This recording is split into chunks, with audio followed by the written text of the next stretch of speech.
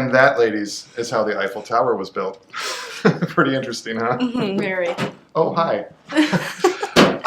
So here we are at the breakdown. We're going to break down what happened tonight in the first session. So here we are, Impact Friday night, first session. Who are you guys? Let's meet you first. So tell me your name and where you're from. My name is Kenna, and I'm from Ankeny. Okay, great. I'm Ashton, and I'm also from Ankeny. Oh, my word.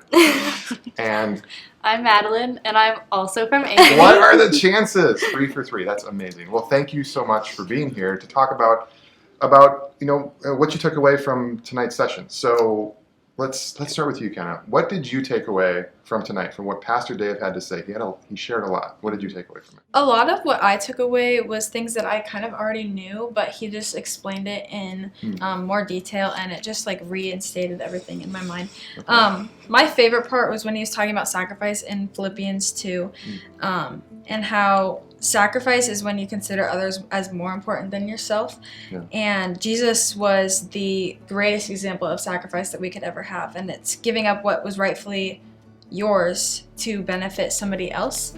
And like what Jesus did was he lived the life that we were supposed to live, which was a perfect life without sin, and he lived it for us so that we didn't have to, because we were incapable of doing that. And then he died the death that we were supposed to die, that we deserved to die. Right. But he died for us in our place, and I think that's a perfect example of how we should live, like in our relationships, sacrificing ourselves for other people. Right. Awesome. That's really, really great. Ash, what about you? So that also really stuck out to me in Philippians. Just the way that Pastor David explained how the Lord sacrificed and loved us. I like sacrifice being giving up what's yours for the purpose and benefit of others, and then loving others as just giving and giving and giving again and not expecting anything in return. Right. I think in terms of a relationship, like it's really important to keep that in mind, because I mean, when we love others like Christ loved us, like we are called to sacrifice and to love just like that.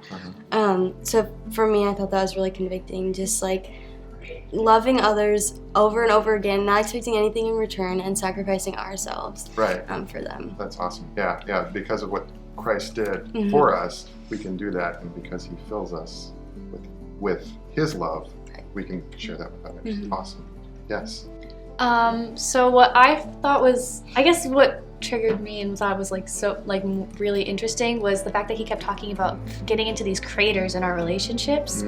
I mean, something about that seems so personal, where I feel like even in like my friendships, sometimes I feel like we get into these potholes of like falling into sin and selfishness and I don't know, like anything across the board. And it was just really cool to see how he was like in a Christ-centered relationship, Right. like it's gonna be easier to find, like to figure out when we've hit that pothole and like, okay, we gotta back out, we gotta focus back on Christ, we have to keep that like that Christ-centered relationship, and that's the relationships that are gonna be the most fruitful for us, the more beneficial for both parties. Awesome.